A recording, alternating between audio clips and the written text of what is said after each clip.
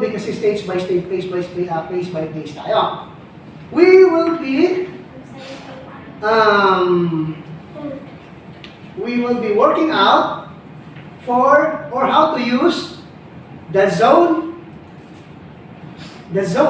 of the stage. Paano natin siya gagamitin? Paano natin siya gagamitin na may zone to identify or to signify that that is the complementary or that's the partner of that emotion. Okay. Remember we have 3 zones dito sa stage natin. Any guess? Ano yung mga zone na yun? Z-O-N-E. Zone. Tama ba ako? Am I pronounce it right? Zone.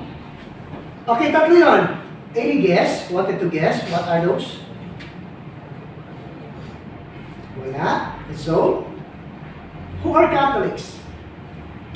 Okay. Maririnig nyo yan sa church na sinasabing, okay, kayo sa zone 1. Okay, may idea na kayo, right? Yeah. Ano yung zone? It's a perimeter. It is a place.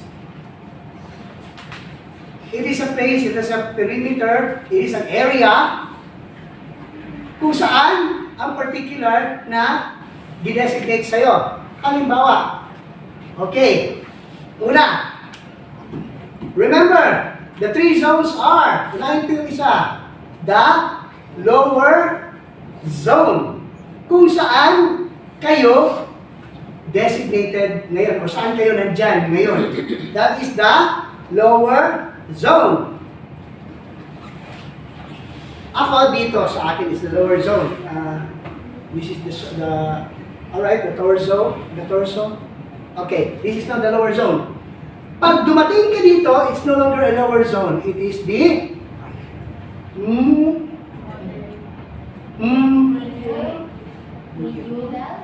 middle. Lower. Bakit may large? Saan ang galing si large? Are we talking about small, medium, and large? No. We are talking about zone, lower zone, middle zone, and Top zone. nice try. Upper zone. Okay. Lower zone, middle zone, upper zone. Recite. Sige, ano yung tatlong zone na yun? Go ahead. Ikaw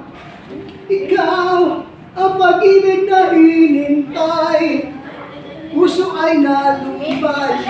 Yeah, you! Lower zone, middle zone, upper zone. Very good. Okay, recite it with your gesture or with your action. Sige, actors on space. Lower zone, middle zone, and upper zone. Show me your lower zone. Oh, show me. Saan ba ang lower zone? Sit down, hindi nakinig. Okay, on space.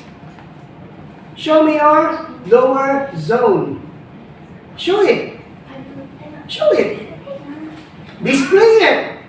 Up on it. Yeah, I know the lower zone. At rest.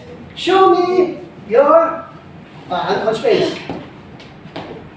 Okay, show me where is the lower zone. Lower zone nga yan. Saan? Asan ka ngayon? You are not on it. At rest. Sino gusto mag-try? Kanina ko lang sinasabi na nasa lower zone kayo ngayon.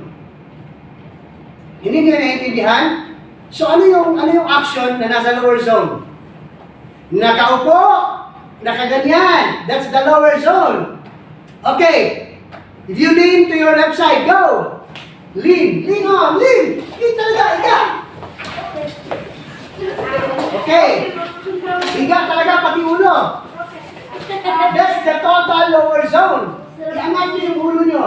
Kaunti. That's the mid-lower zone. Upo kayo. That's the Up, lower zone. Kasi may designated yan eh. Dito, dito, yan. Pag sinabi kong total, lower, pati ulo. Ganun yun. Okay, upper, lower, upper. Upper na lower zone. Yan. Nakaupo. Ganyan. Ano yun? Anong zone yun? Pagkalahatan, anong zone? Lower zone. Right. Lower zone. Lower zone, hanggang dito ha. Pababa. Ito yung torso natin eh. Torso. Alright? Ngayon, ano yung pangalawa? Middle zone. Alright. Middle zone. Show it to me. The middle zone. Sige, kayo. Ano gusto mo gusto mo ipakita? Okay. Ganyan talaga. Nakakonser siya. It's okay. Sige nga. Show it. Middle zone. Okay? Partly. Well, that's the middle zone. Etong nakatayo ako. Middle zone. My torso is being in the middle. Now, okay, at rest. Show me the upper zone. Upper zone. Upper zone, sige.